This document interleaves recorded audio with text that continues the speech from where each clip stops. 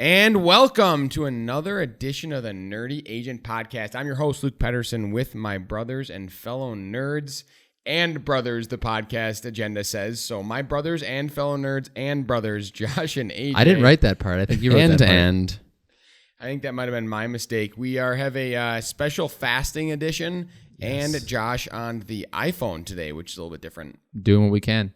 Today we are going to talk about an article about SVB Bank. Do you need to get more clarity on the special fasting edition? That no one's going to know what you're talking about. We're starting a what? Is it 36 hours now? 42 hours? I don't know until we want to stop. We're starting a fast at 2 p.m. At least 36 hours today.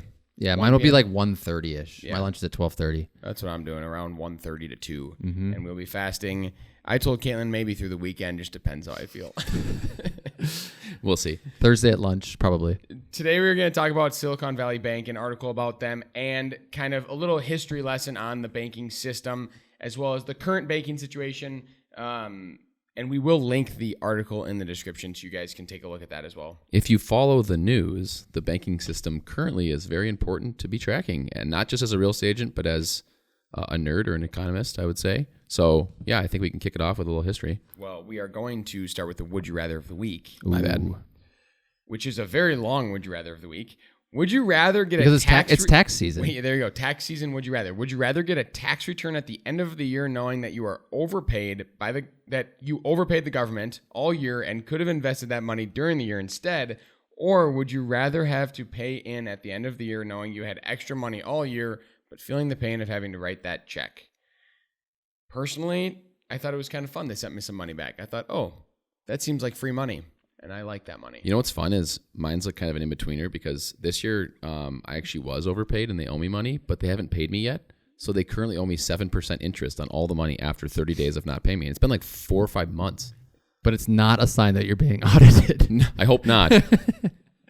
I like getting the check too, which is weird because usually I try to optimize anything. So it's actually a suboptimal solution because you could be getting that money and investing it even in a basic account at like 4%.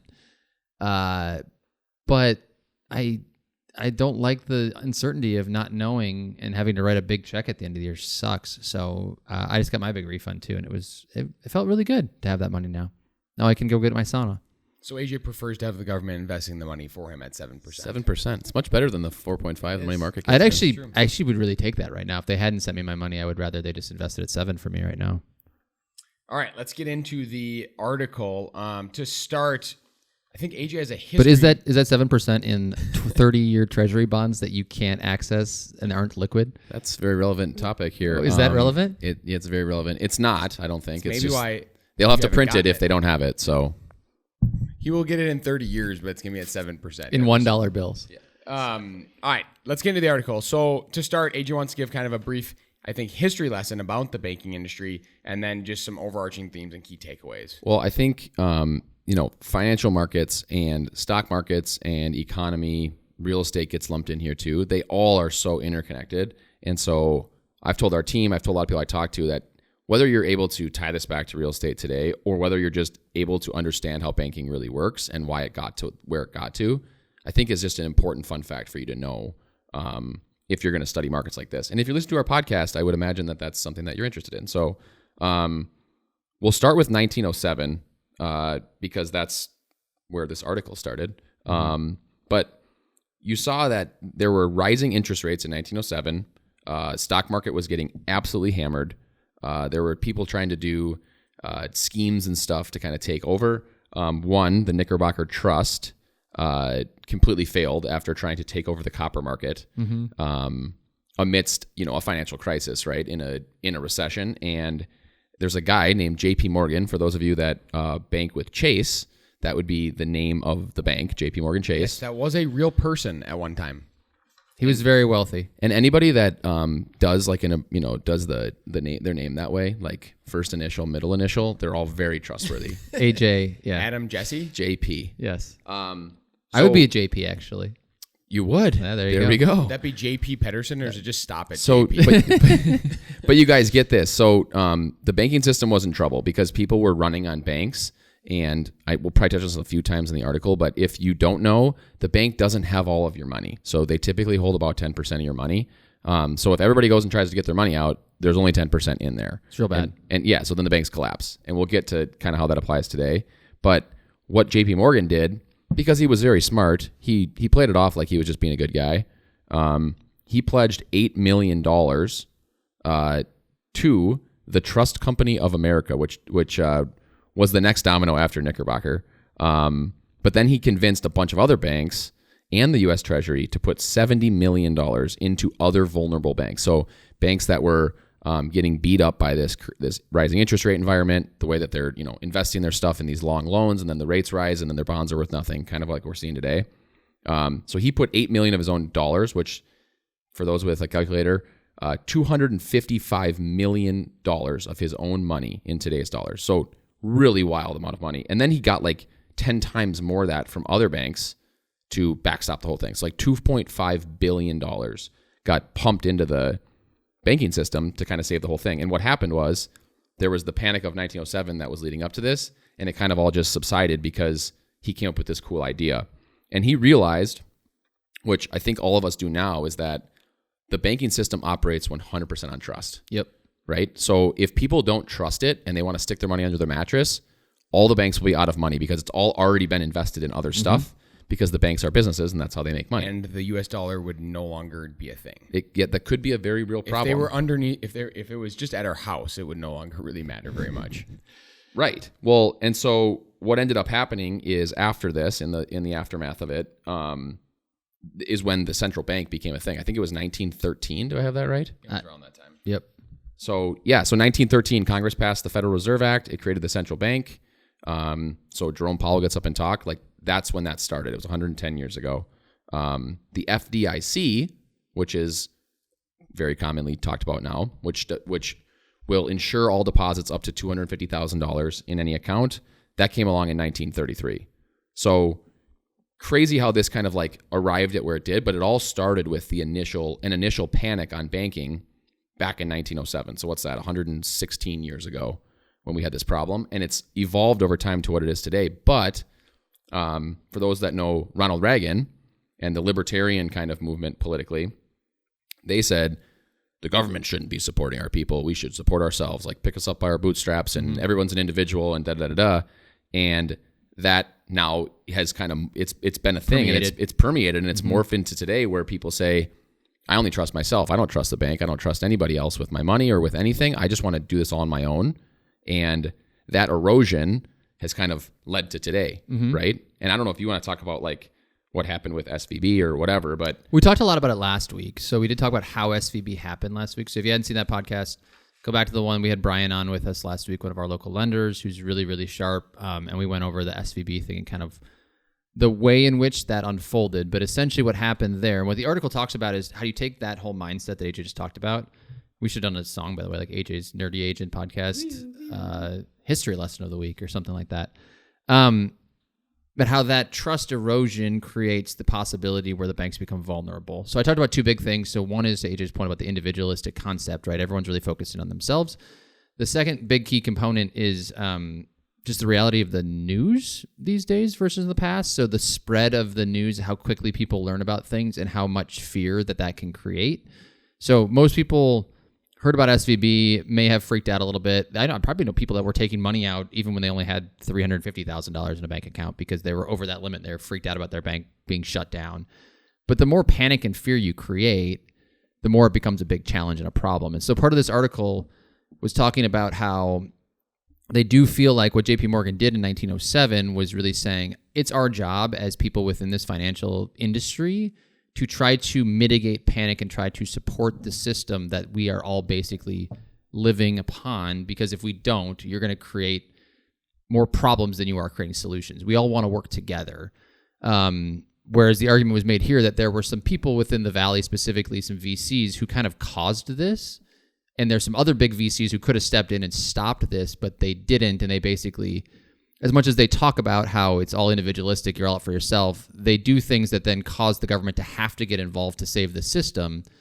And he basically talks about how it's really easy to, criticize the government and say they don't need to be involved until all of a sudden we realize we really need them, or else the whole system's going to fall apart that we're living upon. So It was really interesting in that regard because, these VCs that said for your own best interest, you got to get your money out of here, caused a widespread run on a bank that, inherently caused other banking dominoes to start falling until the government got involved, and could have caused them even more to fall if Yellen and the government hadn't, been more active in saying we're going to backstop all of this. Well, and I like in the article how he says regarding SVB, it wasn't rising interest rates, poor risk management, the concentration of the depositor base, or social media. Yep. It was all of it. Yep.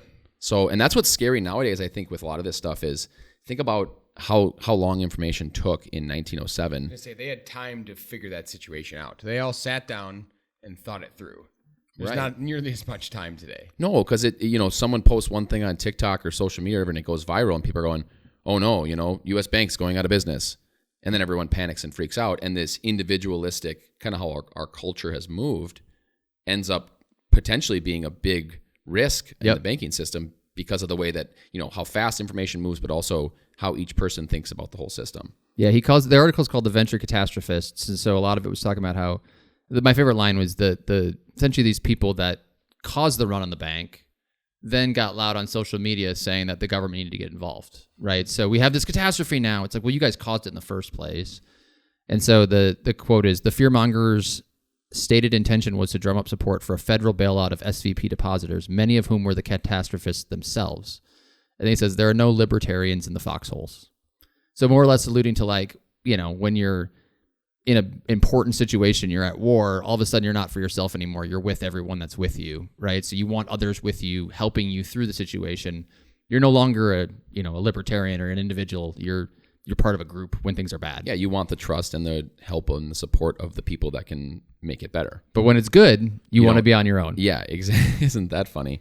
The funny thing is that the author of the article talks about how he's a founder, a director, an investor. He works with a lot of startups and a lot of companies that had money at SVB. And he said, we didn't pull out a single dollar because he went on the FDIC's website and found that 73 banks have failed in the last 10 years, which I had no idea about. Yep, I didn't know that either. And Isn't that crazy? All their deposits had been backstopped.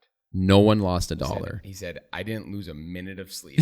Nothing is ever as good or as bad as it seems. That was my favorite line of the whole thing. Yep. In life in general, too. So true. Nothing is ever as good as or bad as and that seems. applies. We talked about this in real estate, right? Even the market. When things are bad, everyone freaks out and doesn't want to go shopping. And I'm like, get out there because it's not as bad as it seems. And when the market's really, really hot and everyone says, I have to be out there, it's like, it's not really as good as it seems. So try to find your way out of the extremes. Also, most of the people that you're hearing are either the person who's saying it's as bad as it's ever been or as good as it's ever been. Why are there never why is the majority of the people never in what's the middle? Actually going on. Exactly. I think, and I guess if we're gonna, I don't know what other questions you have to segue this, but I wanted to wait until you guys broke down the article sufficiently and felt good about that. Yeah. feeling great. I want to tie it back to real estate a little bit because we did kind of the history of the banking industry. I do think you should still read this article if you haven't yet.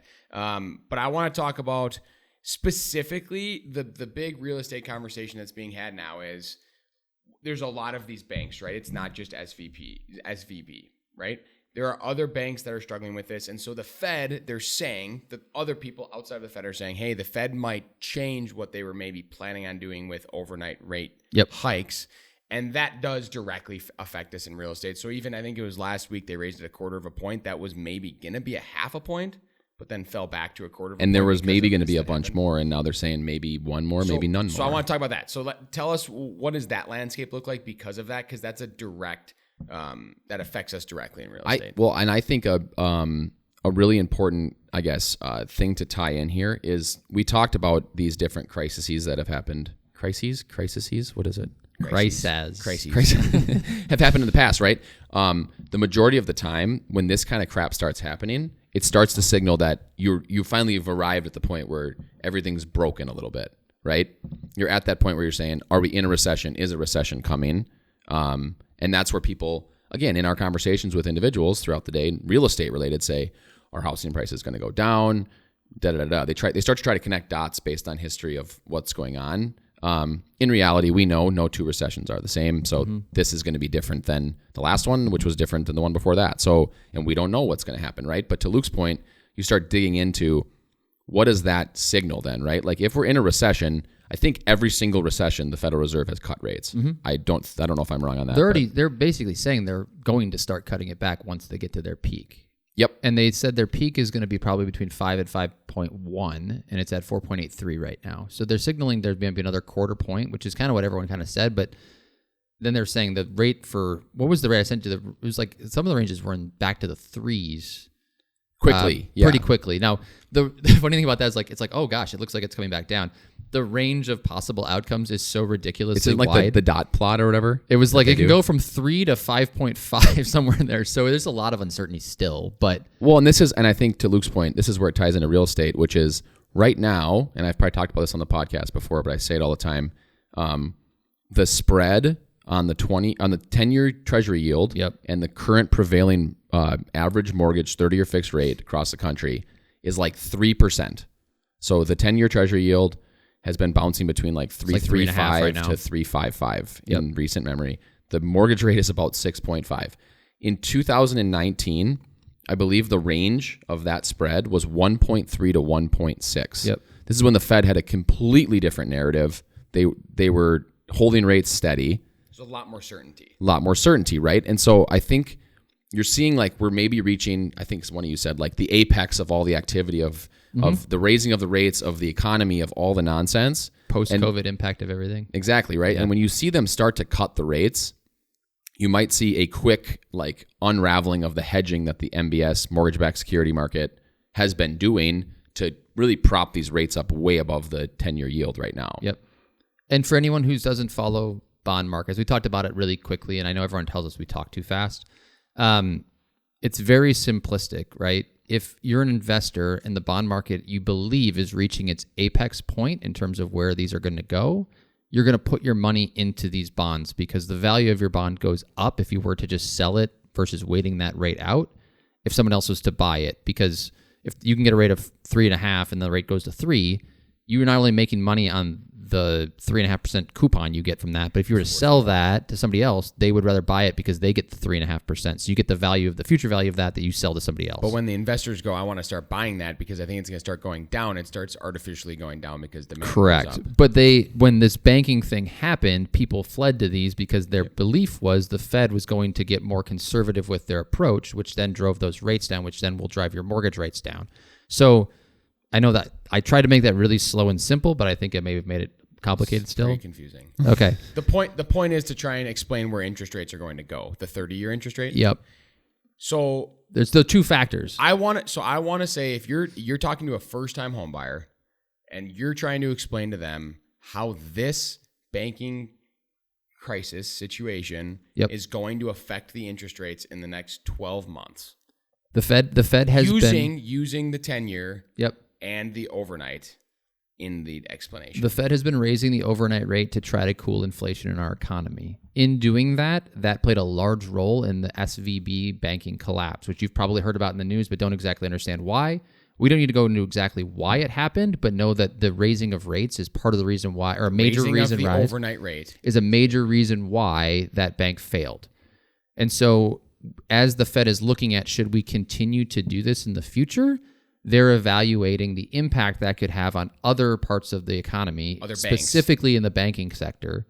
And their fear is we don't want to cause more of these because more of these creates more panic, which creates a perpetual cycle of more risk. It creates a worse recession. And as much as they want to keep the rates high because they do want to cool the housing appreciation, they are far more concerned about banks going belly up because if that happens at a large scale, the whole thing could collapse, essentially. Correct. That's when it gets bad. Yeah, I mean, or they'll have to step in with a really big something, That's right? worse. It's a worse The printer outcome. would have to get much bigger. It's much more problematic than inflation being ahead of the target goals in the short term. Exactly. And to this point, I posted on Facebook yesterday about where people think mortgage rates are going based on all this information. And Fannie and the Mortgage Bankers Association vary significantly on Q2 of this year. And then they start, once that happens, and they kind of trend the same direction. But basically, the Mortgage Bankers Association thinks the average rate in Q2 of this year is going to be 6.1%. Fannie thinks 6.6.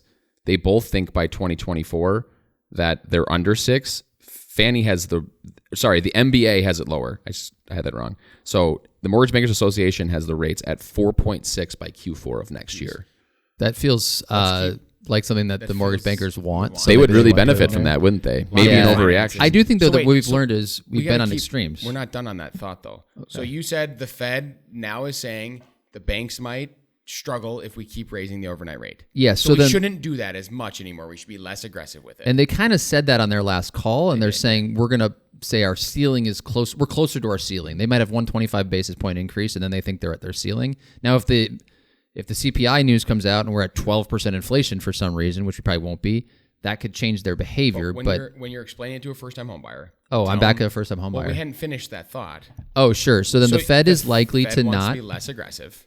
Yep, and that will result in more stable 30-year mortgage rates that, in theory, will start coming down as the Fed continues to unwind some of the stuff they've done to create the limited impact to inflation. And then the piece that we aren't 100% certain on outside of the Fed being less aggressive, because Fed's less aggressive, they don't raise the overnight as much, it indirectly ends up the 30 years come down a little bit. That spread between the 10-year and the 30-year Should shrink.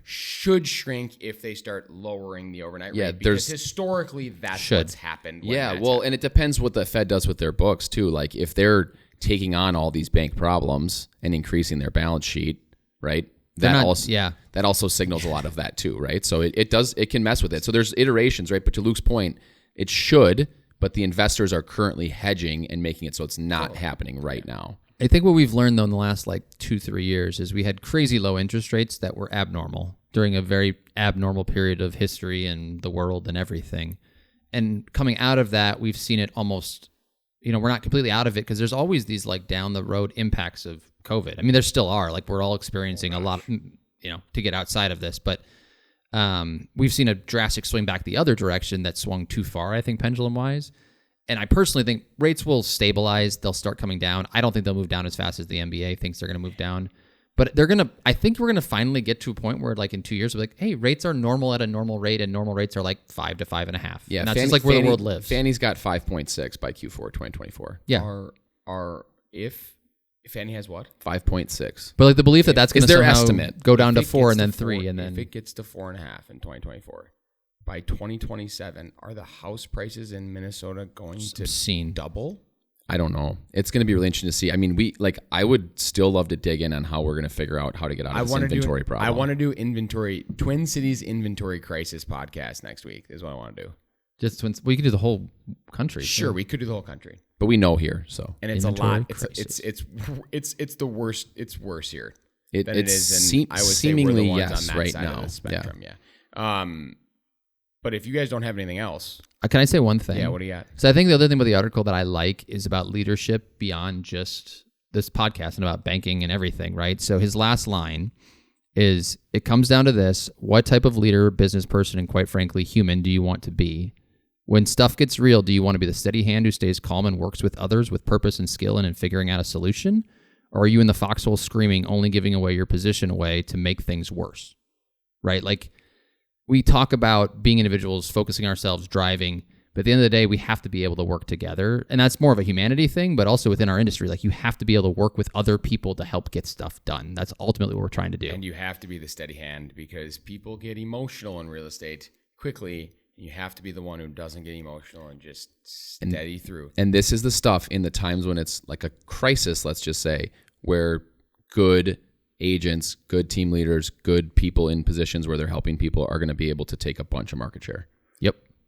That's all we have this week on the Nerdy Agent Podcast. And remember, be better.